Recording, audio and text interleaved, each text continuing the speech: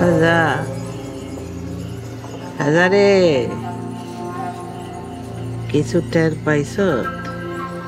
মহারানী, আপনার মাথার কোনো কিছু আন্দাজ করা আমার মাথার ক্ষমতার বাইরে। এতদিনেও আমি আপনার কোনো কিছুর আগামাথা খুঁজে পাইলাম না। এতদিন খালি আমি জাল সরাইছি, এখন জাল উঠানোর সময়। এতদিনেও আমি আপনার খেলার কিছুই বুঝতে পারলাম না। আপনার পোলা আপনার পীরের মতো মানে, আর আপনি তারে গোলাম বানায় রাখছেন। 3 পুরুষ চেয়ারম্যান রে আমি আমার আঙ্গুলের ইশারায় খেলাইছি। তুই তো দুধের বাচ্চা, এখনই আমার খেলা বুঝে যেতে চাস? হ্যাঁ, এত সকাল সকাল মরণের ফাল উঠছে কেন তোর? মহারানী, আমার ভুল হয়ে গেছে, আমারে মাফ করে দেন। আমি তো খালি জানতে চাইছিলাম আপনি এত কারিশমা কেমনে দেখাইছেন। সময় আইছে, সব জানবি। 3 পুরুষের 3 প্যাচ। আস্তে আস্তে প্যাচ খুলতে শুরু করুন, আর তুই সব জানতে পারবি কেমনে আমি এই জাল ছড়াইছিলাম। জালটাই না তুলুম, তুই তাজ্জব হয়ে যাবি। মহারানী, আপনি যেটা ভালো মনে করেন সেটাই হইব। আপনি খালি হুকুম করবেন, আমার কি করতে হইব। আমার নাতনি শহর থেকে গ্রামে আইছে, জেনু ওর দিকে তুই এমন ভাবে খেয়াল রাখবি যেন গ্রামের মশামাছি ওরে ছুঁইতে না পারে। আপনার যেমন আদেশ মহারানী। আমার পোলা নয়া নয়া চেয়ারম্যান হয়েছে, বুদ্ধি আকাশে উঠতাছে, উড়ুক। নাটাই থাকবো আপনার হাতে। তোর আর আমার কথা। মহারানী, আমার জীবন যাইব তা অন্য কেউ জানতে পারবো না। যা, এখন জাগা, যা।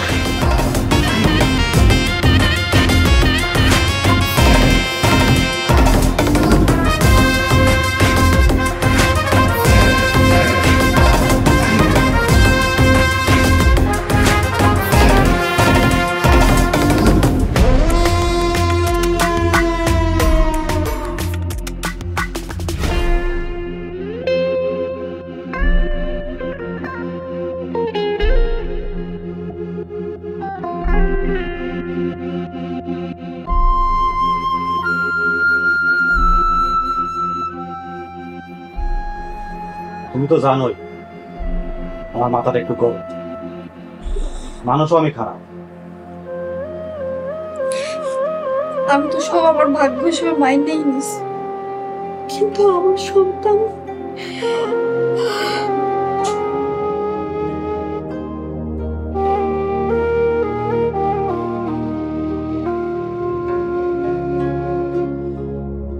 শোনো, আমি আর তোমার লাগে খারাপ ব্যবহার করব না। তোমার যা খুশি তুমি তাই করো, তুমি যত অত্যাচার করতে চাও করো, কিন্তু আল্লাহর দোহাই লাগে আমার সন্তানটার পৃথিবীর আলো দেখতে দাও। আর মা হওয়া ছাড়া এই জীবনে আর কোনো কিছু চাওয়ার নাই।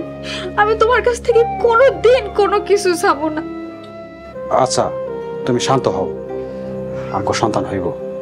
সত্যি কইতেছো? আরে হ, সত্যি কইতেছি। আমাকে সন্তান জানো ভালোভাবে হয়, সুস্থ হয়, সবল হয়। এর লেগে তো তোমার লেগে আমি কত ফল নিয়েছি। দেখো, আমাকে সন্তান হওয়া পর্যন্ত তোমার যত যত্ন করা লাগে আমি করব। আরে কি আমার কথা বিশ্বাস হইতেছে না? তুমি কি খালি একলাই মা হইতেছো, আমি বাপ হইতেছি না? আর বাপ হওয়ার আনন্দ কি মা হচ্ছে কোনো অংশে কম?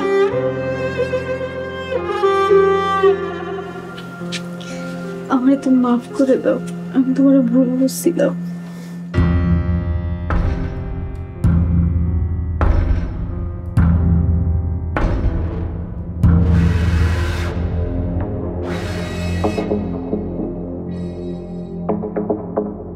দিন যাইতাছে, বয়সও বাড়তাছে, এখনো কোনো পোলা সন্তানের মুখ দেখলাম না। এইভাবে চলতে থাকলে তো আমার বংশ রক্ষা হইব না। চেষ্টা তো করতেছেন, না হইলে আমি কি করব? তা হওয়ার আমি কোনো কারণ তো দেখি না। এর আগে দুইটা সন্তানের জন্ম দিছি আমি।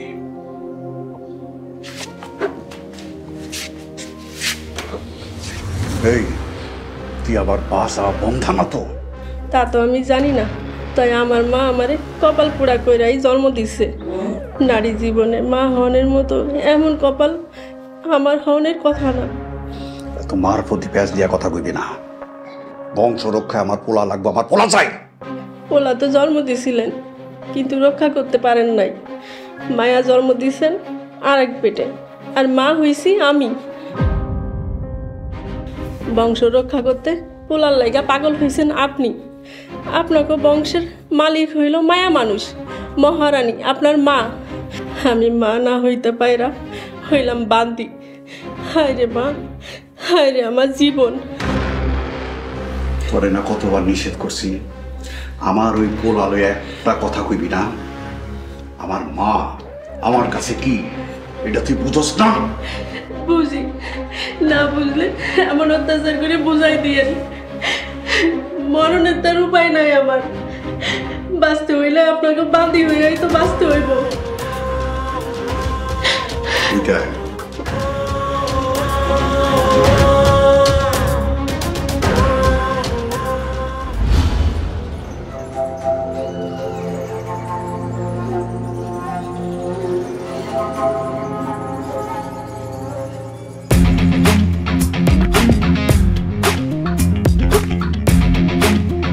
কেরে তুই?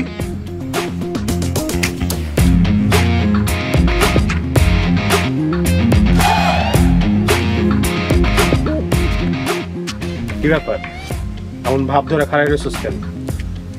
তোর বাপের ডাকাইতে।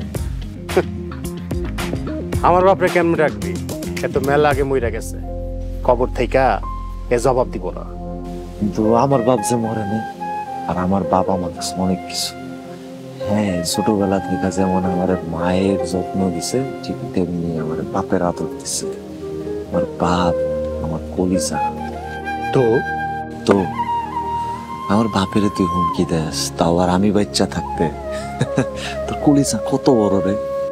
তোর বাপ চেয়ারম্যান সাহেবের লগে বেয়াদবি করছে। চেয়ারম্যান সাহেবের লগে কি করছে?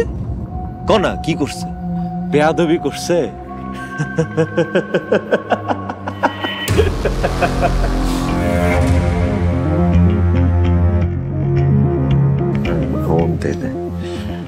আমার বাপের লগে হুমকি দেওয়া তো দূরের কথা, তার চোখের দিকে তাকানোটাই বেয়াদবি। আর এই বেয়াদবির কোনো মাপ নাই।